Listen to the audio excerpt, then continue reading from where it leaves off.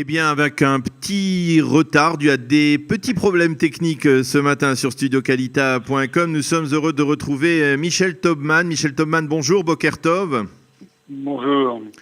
Alors, comme je le disais, vous êtes journaliste, vous avez été un journaliste de télévision depuis 1982, rédacteur en chef par la suite du Meilleur des Mondes, et puis vous avez écrit plusieurs ouvrages, en particulier sur l'Iran, sur la politique française, puisque vous avez écrit des biographies de DSK et de Philippe Séguin.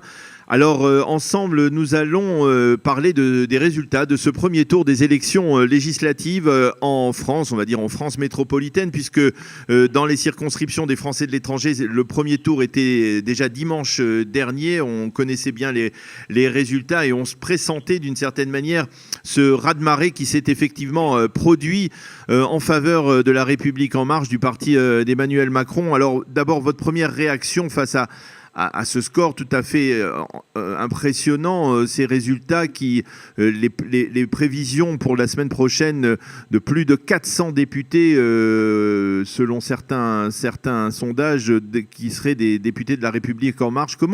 Comment vous expliquez le succès de ce parti qui, il y a quelques mois, n'existait pas, on va dire, qui était un mouvement, qui s'est transformé en parti politique quasiment au lendemain de l'élection d'Emmanuel Macron. Comment vous expliquez ce succès ? Écoutez, je pense qu'Emmanuel Macron a surpris tout le monde depuis 2 ans, depuis 1 an.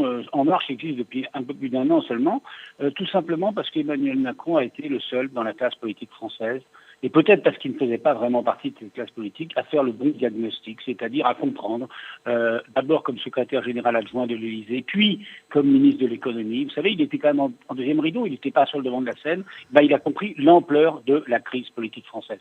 Et il a compris le discrédit profond des partis traditionnels et le fait que les Français aspiraient à renverser la table, soit en votant Front National, ce qui était quand même dans les cartes jusqu'à il y a quelques mois. Marine Le Pen était donnée à 28-30% dans le sondage au premier tour, soit avec une offre nouvelle, et c'est ce qu'il a fait. Et c'est vrai que tout le monde est ébahi par la réussite d'Emmanuel Macron, puisque même si on peut avouer qu'il a eu beaucoup de chance, c'est un paramètre incontournable aussi, parce que si par exemple Fillon n'avait pas eu ses problèmes, ses affaires judiciaires, eh bien il est probable que François Fillon ait été élu soit le président de la République le 7 mai dernier.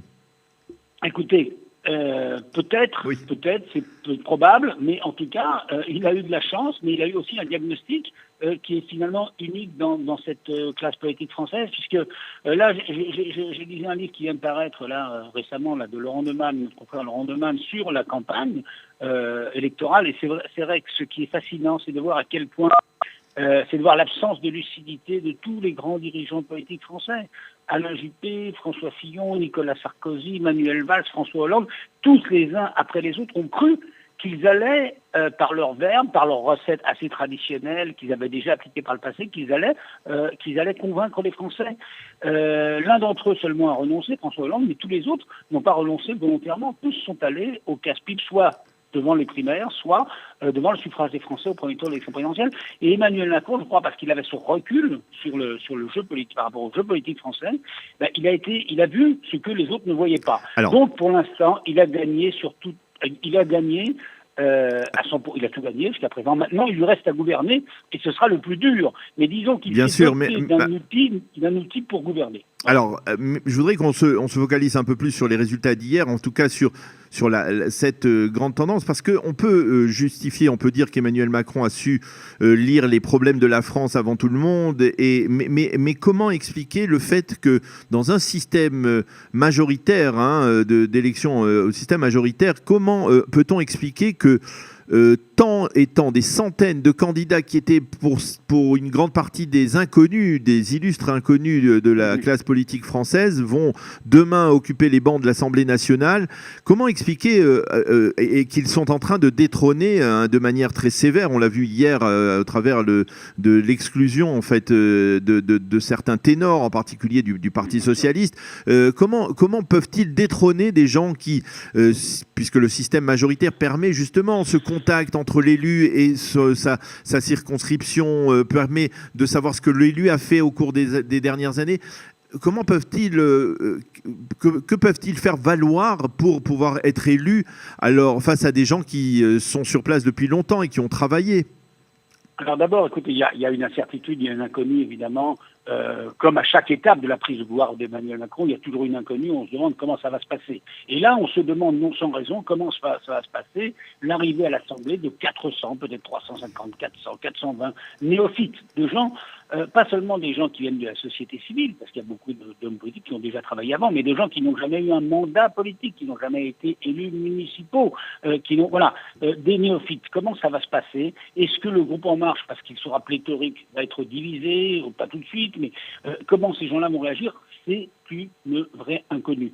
En même temps, sur leur victoire électorale, leur raz-de-marée électorale, elle est due à leur étiquette. C'est-à-dire que n'importe quelle personne totalement inconnue, dont on ne sait pas d'où elle vient, ni ce qu'elle fera, ni ce qu'elle pense vraiment, avec l'étiquette En Marche, avec la photo d'Emmanuel Macron, puisque les candidats, qui sont des inconnus, se présentaient avec la photo de leur photo, mettait la photo d'Emmanuel Macron, c'est un sésame magique qui leur a permis d'être élus. Alors, c'est le rejet des partis traditionnels et surtout le rejet du Parti socialiste. Regardez, des personnalités socialistes qui ont incarné le pouvoir, comme Manuel Valls, comme M. Le Foll, comme Mme Touraine, eh bien ces gens-là ne sont pas balayés au premier tour et peuvent peut-être l'emporter. Pourquoi? Parce qu'ils se sont débarrassés de cette étiquette qui est, je dirais, pour beaucoup de lecteurs maintenant infamante. Vous voyez ce que je veux dire? Le Parti socialiste, qui a porté chance pendant des années, est aujourd'hui une tunique dont il faut se débarrasser. Donc ce n'est pas tant les personnalités qui ont été rejetées, mais les personnalités socialistes, mais c'est le parti, c'est ce qui représente, c'est finalement aussi son incapacité aujourd'hui à se définir, ses divisions. Donc cela a été rejeté. Chez les Républicains, le rejet est moins grand, hein. Environ 20% des voix au premier tour dans l'ensemble, et puis beaucoup de personnalités qui peuvent être réélues. Mais chez les Républicains, il y a aussi, là c'est pas simplement le phénomène Fillon, c'est aussi la proximité finalement entre En Marche et les Républicains. Vous voyez, Oui.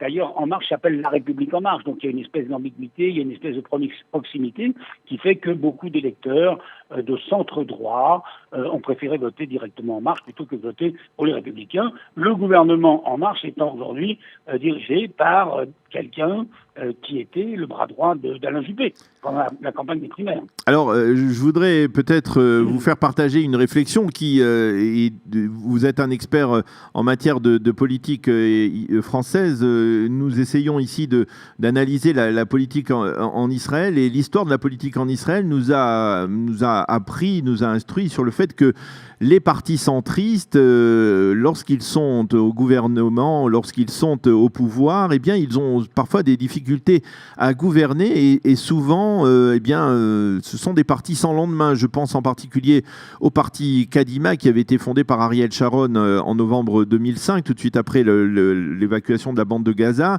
et qui a une durée de vie éphémère après avoir gouverné donc avec Ehud Olmert à partir de mars 2006 jusqu'en 2008-2009.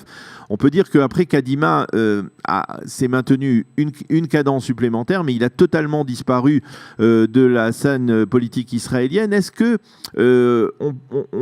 la configuration est la même en France? Est-ce que l'on peut s'attendre à après avoir atteint des sommets, des summums, le parti d'Emmanuel Macron, pourrait-on le voir se dissoudre, s'effriter et voire même disparaître de l'échiquier politique parce qu'il n'a pas on va dire, de socle idéologique? Alors écoutez, la comparaison avec Kadima est excellente, je pense. C'est vrai que Kadima et En Marche, on peut les comparer. D'abord, ça veut dire c'est le même nom. Hein. C'est quasiment le même nom. Voilà. Donc c'est quand même. D'ailleurs, je ne sais pas si je pense qu'Emmanuel Macron ne l'a pas choisi pour cette raison-là, puisque ce sont aussi ses initiales. Emmanuel Macron En Marche, EM. Mais c'est vrai que c'est frappant. Ce sont deux mouvements centristes qui sont fondés par des gens qui viennent de la gauche, du centre-gauche et du centre-droit. Sauf qu'en Israël, c'était quand même deux grands ténors, deux fondateurs de l'État, Ariel Sharon et Shimon Peres. Là, c'est un jeune homme qui n'était qu'un simple ministre de l'économie. Alors peut-être ma question est à plus forte raison peut-être. Est-ce que ça peut tenir? Vous avez raison, mais ça repose aussi sur une personnalité charismatique. Ça ne repose pas sur une idéologie, sur une histoire, pas encore sur un réseau d'élus, puisqu'à part les députés, il y a très peu d'élus municipaux en France qui sont En Marche, il y a très peu d'élus régionaux, il y en a quelques-uns qui sont ensuite du Parti socialiste. Donc, c'est vrai que ça repose sur une personnalité. La disparition d'Ariel Sharon, ce qu'on ne souhaite évidemment pas pour Emmanuel Macron, mais ça reposait sur un homme, et c'est vrai que dès que l'homme a disparu, le mouvement n'a pas survécu très longtemps. Donc il y a une comparaison, mais c'est aussi des mouvements conjoncturels, des mouvements de mission, c'est-à-dire une mission précise. Donc là, c'était après la sortie de Gaza, consolider et essayer de trouver un accord avec les Palestiniens. Ici, en France, la mission, elle est simple, claire et nette. C'est des gens du centre gauche et du centre droit, qui depuis 20 ans savent qu'il y a une chose à faire en France, c'est lutter contre le chômage, qu'il y a un moyen, d'après eux, c'est réformer le code du travail, alléger les charges des entreprises, et qui se sont aperçus que dans leurs partis respectifs, avec les outils qu'ils possédaient, avec les alliances dont ils pouvaient être prisonniers, eh bien, ce n'était pas possible. Ils ont décidé de se mettre ensemble pour ça.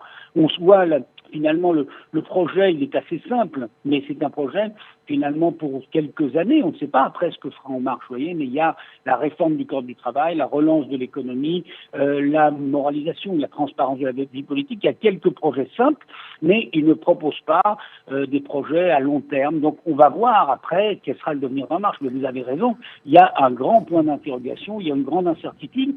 Mais Emmanuel Macron, qui est d'une génération non idéologique, ne propose pas un projet pour 100 ans, il propose un projet pour un quinquennat. Donc on va voir, mais c'est vrai que le plus facile a été fait pour eux. Ce qui paraissait incroyable, c'était de se doter d'un outil, de se doter des moyens de gouverner. Ils ont aujourd'hui tous les moyens, ils auront la semaine prochaine les moyens pour gouverner, et maintenant le plus dur, ça va être ça va être l'épreuve du pouvoir, et l'épreuve du pouvoir, c'est toujours une épreuve. Alors, vu d'ici, on a le sentiment que la presse et les médias israéliens, la presse et les médias français encensent systématiquement Emmanuel Macron et lui donnent d'une certaine manière aussi un pouvoir supplémentaire pour pouvoir gouverner.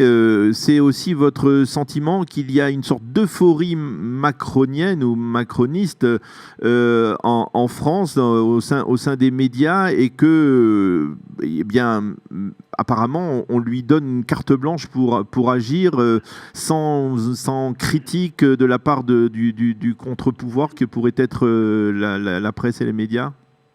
Alors, vous savez, après 1981, bon, vous étiez jeune, vous, Daniel Laïc, mais bon, il y a eu une espèce d'euphorie en France autour de François Mitterrand, des socialistes, tout nouveau, tout beau. Et puis après, ça s'est retourné. On a toujours, vous savez, la presse en France, elle peut être sensible aux modes, mais elle est aussi indépendante. Hein. Donc, il y a les trois verbes lécher, lâcher, lyncher. Au début, on lèche, on est enthousiaste, et puis après, on abandonne, et puis après, ça se retourne contre ceux qui en ont bénéficié. Donc aujourd'hui, Emmanuel Macron mange son plein de pain blanc. Et d'abord, c'est assez normal, puisque c'est un phénomène nouveau. Il y a aussi une proximité, je dirais, intellectuelle, idéologique entre les journalistes, une majorité journaliste, et le mouvement En Marche, puisque c'est un mouvement disons, qui représente plutôt les classes moyennes, plutôt des gens CSP+, tout ça, donc pas tous, mais en partie. Donc les gens, beaucoup de journalistes peuvent se retrouver dans ce mouvement, ça c'est assez normal, vous voyez. Donc bon, après, c'est vrai, par exemple, il y a l'affaire Ferrand. Vous allez me dire, l'affaire Ferrand n'a pas été traitée de la même manière que l'affaire Fillon. Mais François Fillon, c'était quelqu'un qui était candidat à l'élection présidentielle. Et tout à l'heure, vous dites, et Ferrand, c'est un ministre d'un pouvoir qui vient d'être nommé. Regardez, Bruno Le Roux a été ministre de l'Intérieur de François Hollande. Il a été balayé en quelques heures sur des soupçons, sur une ouverture d'une enquête préliminaire, mais tout simplement parce que c'était un pouvoir faible. Là, on a un pouvoir qui est neuf, qui est fort pour l'instant, et évidemment, les attaques glissent sur lui, mais ça ne durera pas éternellement. Ça ne durera pas éternellement. Voilà, donc je pense que la presse, évidemment, elle est éblouie comme une partie des Français. Vous savez, il y a une très forte abstention, hein, une abstention. Oui, c'est aussi un point important. 50%. Alors ça veut dire d'une part qu'il y a pas, que les gens ne se sont pas massivement mobilisés pour aller voter Macron, mais ils ne se sont pas non plus massivement mobilisés pour voter contre. Si on entend quelques leaders de l'opposition qui disent ils n'ont pas vraiment gagné parce qu'il y a eu beaucoup d'abstention, bien sûr, mais si les gens ne voulaient vraiment pas d'Emmanuel Macron et d'En Marche, ils seraient allés voter. Ce n'est pas l'offre qui manquait. Il y avait dans certaines circonscriptions 20, 24 candidats. Donc aujourd'hui, eh bien, au bout de plusieurs années de crise politique, de décomposition politique, eh bien les Français, en tout cas ceux qui veulent faire quelque chose, ont majoritairement, ceux qui sont allés voter, ont majoritairement choisi Emmanuel Macron et de manière cohérente, ils lui ont donné les moyens de gouverner. Cette élection n'est qu'une élection de confirmation. À un mois, quand on organise, comme on le fait depuis 2002, les élections législatives, un mois après l'élection présidentielle, ce sont des élections de confirmation où, en général, à moins de se dédire complètement, les Français amplifient leur vote du mois précédent et de manière cohérente, on donne au président élu les moyens législatifs de gouverner. Alors, une réflexion quand même, c'est la perte de pouvoir du Parlement, puisque finalement, le Parlement n'est qu'un appendice du pouvoir présidentiel, puisqu'il est élu dans la foulée et que finalement, il a pour mission de ne pas le contredire.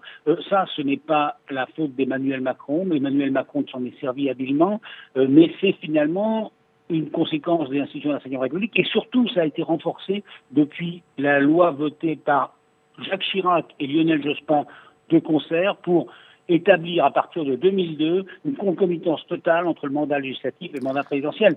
Il n'y a plus de cohabitation possible puisque en général on élit dans la foulée les députés après avoir élu le président.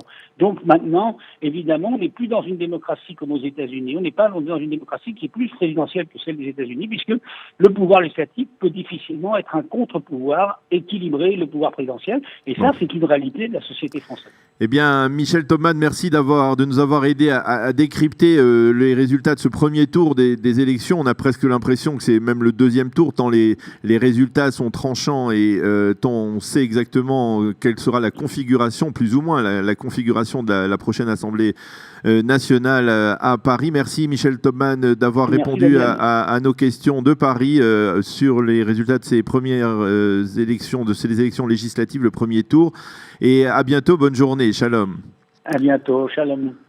Voilà, il est 8h32. Nous allons nous retrouver dans quelques secondes. Je vous présenterai tout de suite la revue de la presse et des médias israéliens de ce matin dans l'attente d'Eliana Gurfinkel qui doit nous rejoindre au téléphone en tout cas, qui doit nous rejoindre au téléphone dans quelques minutes. Tout de suite donc après la revue de la presse et des médias israéliens, après un jingle.